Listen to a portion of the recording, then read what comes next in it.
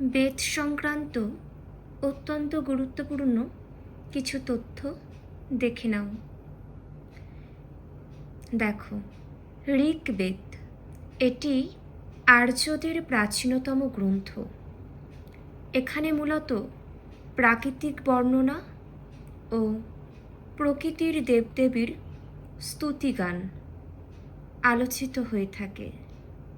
ঋগ্বেদের মোট সূক্ত সংখ্যা হল 1028টি। নেক্সট, সামবেদ যজ্ঞের সময় এর স্তোত্রগুলি গীত হতো, যা মূলত সামগান নামে পরিচিত। নেক্সট, যজুর্বেদ যাগযজ্ঞের মন্ত্রাদি হল যজুর্বেদ।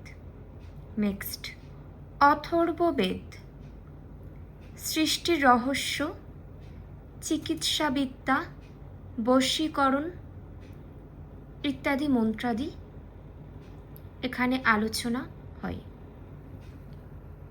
এইদিকে দেখে নাও তোমরা, প্রতিটি বেদকে আবার 4টি ভাগে ভাগ করা যায়, সেগুলোই দেখো। সংহিতা। সংহিতা কি? দেবতার উদ্দেশ্যে মন্ত্র ও স্তোত্র, যা পদ্যে লেখা। নেক্সট, ব্রাহ্মণ যজ্ঞের নিয়মকানুন গদ্যে লেখা। পরবর্তী, আরণ্যক। আরণ্যক কি? সংসার জীবনের শেষে যারা অরণ্যে আশ্রয় নিতেন তাদের উপযোগী ধর্মতত্ত্ব বলে।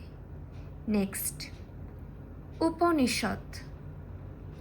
এটি বেদের শেষ ভাগ, তাই উপনিষদ বেদান্ত নামেও পরিচিত।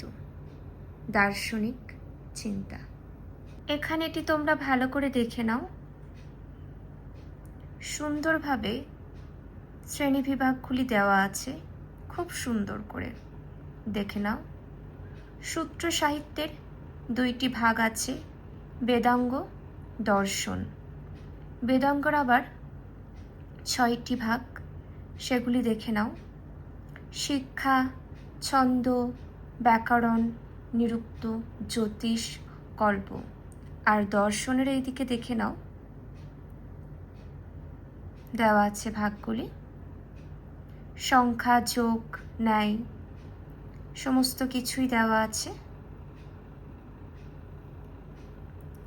যে যে তথ্যগুলি আলোচনা করে দিলাম প্রত্যেকটাই ভীষণ গুরুত্বপূর্ণ। তোমাদের কোনো মন্তব্য থাকলে কমেন্টের মাধ্যমে জানিও। এখানেই শেষ করছি।